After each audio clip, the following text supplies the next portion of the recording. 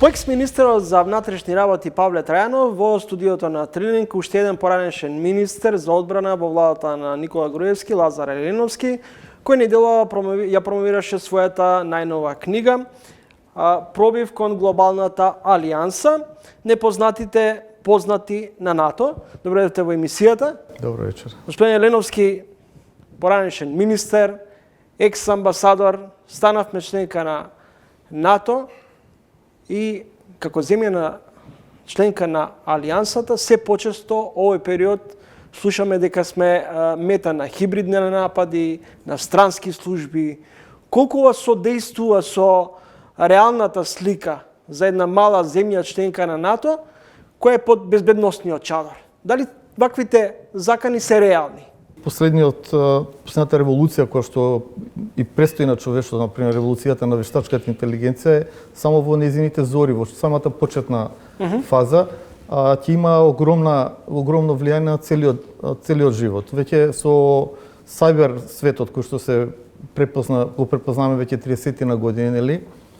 Светот навлезе во една виртуелна реалност која што влијае на секоја област од општествениот живот, вклучително и на безбедносните прашања, и од тој аспект хибридната закана веќе за мене не е нешто ново, туку тоа е некој секојдневие. Сега секојдневие генерално, значи на секој може да се случи, од поединец кој што може да му влезат во неговите приватни податоци преку компјутери или уште пострашно му влезат на неговата банкарска сметка, до државата. Тоа е еден тип на закана, значи. Кој и како ги разгорува овие хибридни закани и напади? Најпрво, затоа реков, има тука повеќе нивоа. Велам, прво ние живееме во таа реалност. Значи секој може да ја разгора.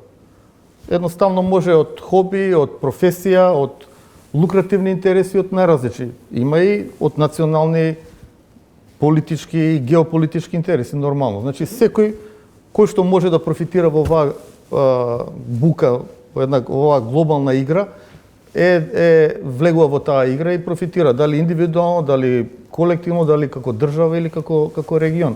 Затоа велам, на едно ниво хибридните закани се секојдневие, е некоја нормална работа. И тоа има на повисоко ниво, кај што зборуваме за некаква геополитика или надворешна политика, каде што посебно големите сили учествуваат во хибридни напади на нивните главни, како да кажам, конкуренти.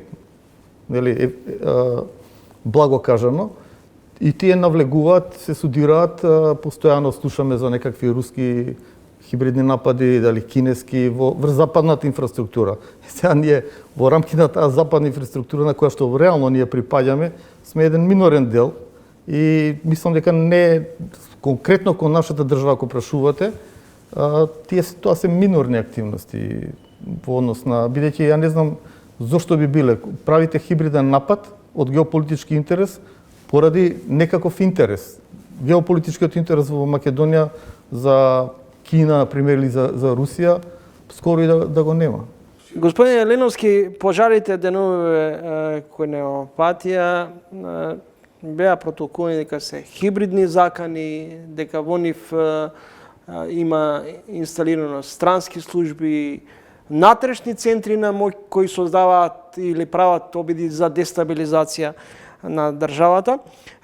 Ако премиерот го дели ова мислење, сервирано од домашните тајни служби, тогаш кој би можел да биде инспираторот и дали како земја членка на НАТО ја информираме, треба да ги информираме нашите сојузници. Во поглед на пожарите, мислам дека ни се повторува грешката која што ја повторуваме веќе 30 години, дека секогаш некој друг не е крив. Тоа не мислам дека не е главен проблем на менталитет, нешто што мора да го смениме.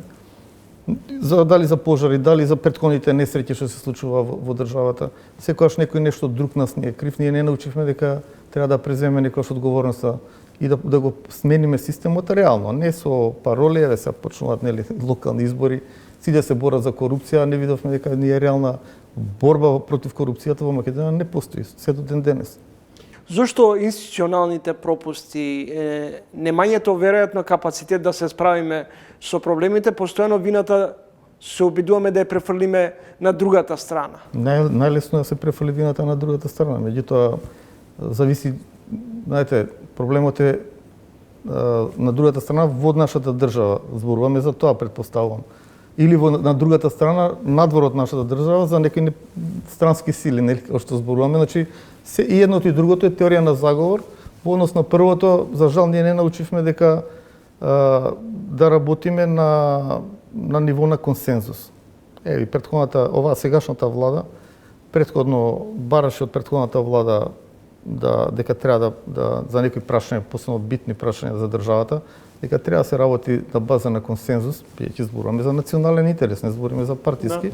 И тоа најверојатно е сега, како што ги гледаме чекорите веќе година и пол, она го повтора патот на претходната влада. За жал, значи ние се уште не сме спремни на демократско ниво или на зрели на политичко ниво за да пристапиме кон еден таков модел на менаџирање на нашата држава и затоа ни се случуваат сите овие работи. Дали немоќта да се справиме со проблемите, да ги решаваме, всушност ни создава и демонстрираме како земја дека немаме доволно капацитет, било да е кадровски, било да е институционално, да се справиме сами со сето она што се вели потреба да се обезбеди начин на нормално функционирање. Па затоа велам, значи пројдоа 34 години од независноста, ние ги повторуваме се уште истите грешки, дури за некои работи сме полоши од што сме биле. Ајде, првите 10 години нели бевме по инерција на југословенскиот систем, кој што сепак беше систем. И не може да кажем, ние излеговме од сериозен систем. И тоа рековме ќе правиме независна држава и ќе ги подобриме работите. Гледаме што се случува не подалеку кај нас од регионот. Една по една држава, колку што ние бевме напред некогаш или сме мислели дека сме биле напред, една по една држава не проаѓа. Сега сме доаѓаме ние на опашката на еден начин.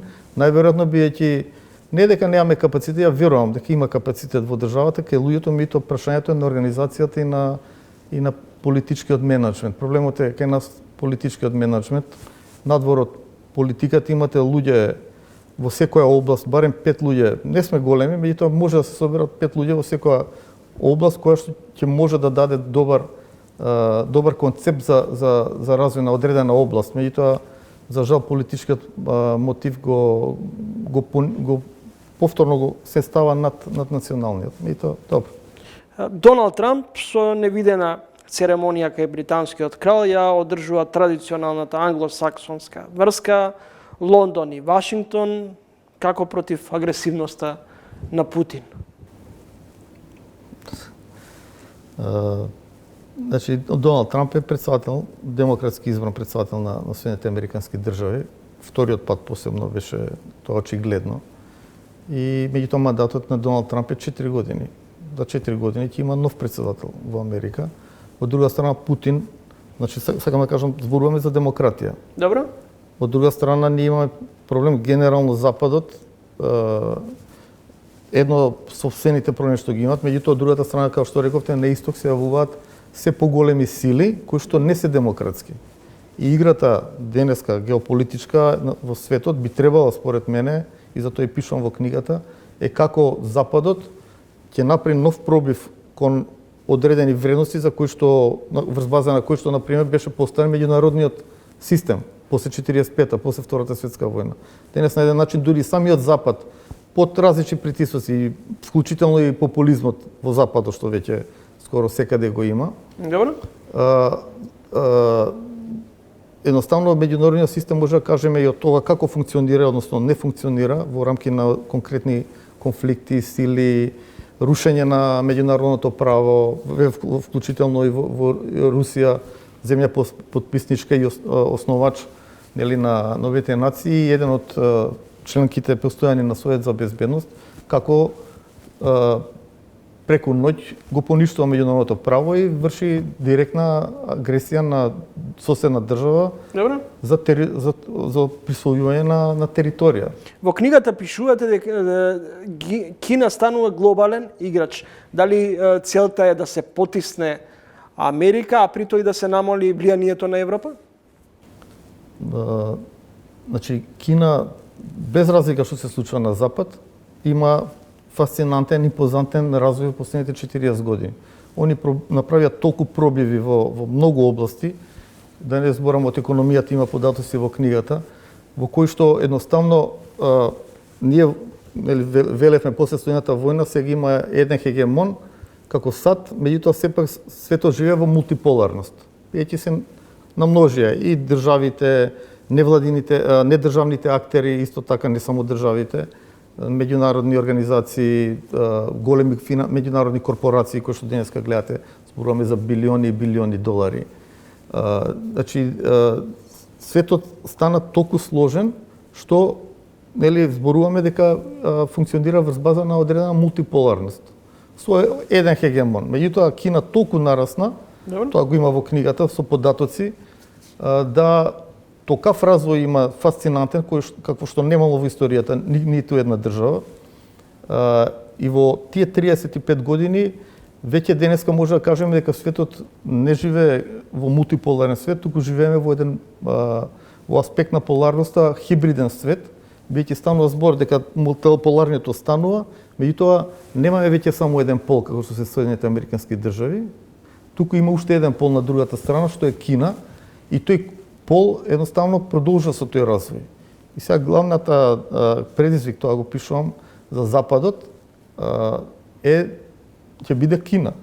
Нема друг и Кина ќе биде се повеќе и повеќе. Тоа што Европа се покасно се буди, тоа е проблем на Европа и мислам дека веќе овие знаци на некаква реакција, меѓутоа се уште неснаоѓање на извлекување на главниот модел за иднината на Европа од страна на европјаните го гледаме сето тоа. Од друга страна, ако се сеќавате, имаше многу реакција во 2011 кога во време на председателот Обама го направи тој така наречен пивот, историски пивот, значи свртување кон Азија и кон Пацифичкиот регион. И они, значи зборувам американците долги години, значи 15 години веќе поменуваат скоро, тоа го направиле, Европа се уште не реагирала. А во НАТО заедно се Америка и Европа. Главниот проблем во НАТО, посебно ако зборуваме во поглед на незината, на еднината на алијансата, останува и станува се поголем проблем е европскиот дел. Благодарам за гостувањето во Трилинг. Благодарам и на вас.